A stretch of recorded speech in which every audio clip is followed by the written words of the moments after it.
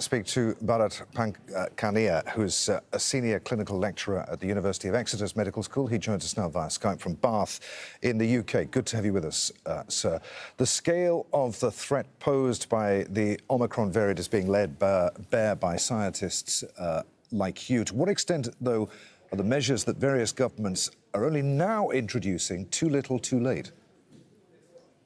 You are so right. It always appears to be, especially in our northern European countries, too little, too late, and a knee-jerk reaction.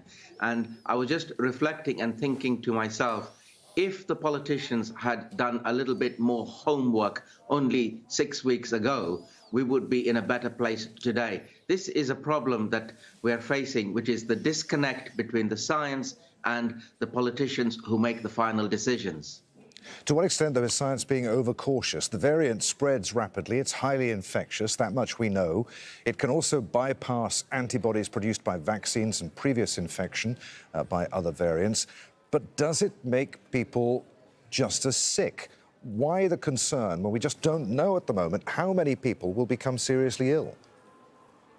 Yes, but because it is highly infectious and we've seen the rising tide of cases, we know that it won't be zero disease causing. So let's take an example. If the Delta variant caused 1% of people to be, if the Delta variant caused 1% of the people to be seriously ill, on the other hand, we've got Omicron, which will create many more millions of cases, and it is 0.5% seriously ill. But 0.5% of a very large number, a much larger number, is still a very big number.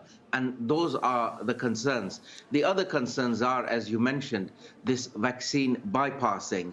And then finally, there is a not so peer-reviewed report out just yet from Imperial University, which says that it may be just as much disease-causing as the Delta variant. So those are the concerns. We all know, having been through it before, how damaging lockdowns are to both the economy and our own mental health. Do they work? Yes. Will lockdowns be enough to stop the spread of Omicron? No, I don't think so. And now that we've had several trials at lockdowns, we can see that it is a temporary elastoplast. What is required is a continuous effort. The lockdown gives you a little bit of breathing space. I accept that. But after the lockdown, it shouldn't be you drop all your guard. And this is where I think we've gone wrong in the United Kingdom, which is they call it Freedom Day and all sorts of other euphemisms. That's the wrong messaging, because if you continue after the lockdown with good infection control measures, you won't need another one. And that's the way we should be doing it.